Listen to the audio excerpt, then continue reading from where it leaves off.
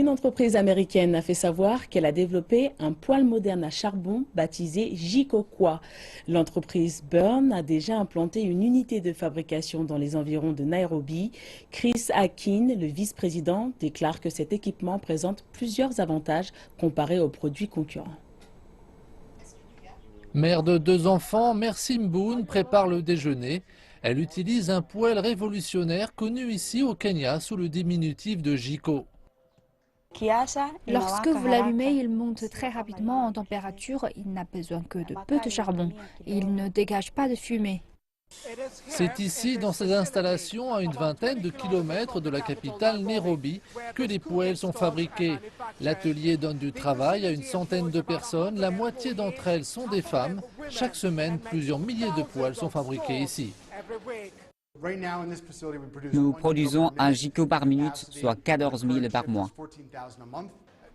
Pour Chris Akin, le vice-président, le Jiko marque une amélioration comparée aux autres poêles disponibles sur le marché. Montrer aux gens que c'est comme ça que ça fonctionne, quels sont les avantages. Les enfants resteront plus longtemps à l'école. Il y aura moins de problèmes respiratoires. On économise annuellement 18 000 shillings, environ 180 $, simplement en utilisant moins de charbon. Conçu aux États-Unis, le poêle est fabriqué localement au Kenya.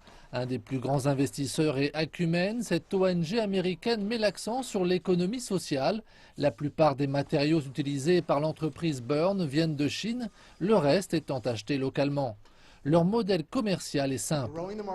Faites-lui faire ses preuves, allumez un poêle, allez sur place dans les marchés, les supermarchés, là où sont vendus les Jiko. Montrez aux gens comment ça fonctionne.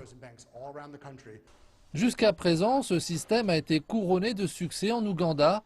Plus de 140 000 poêles ont été expédiés à ce jour, permettant aux familles d'économiser des millions et d'aider à préserver l'environnement.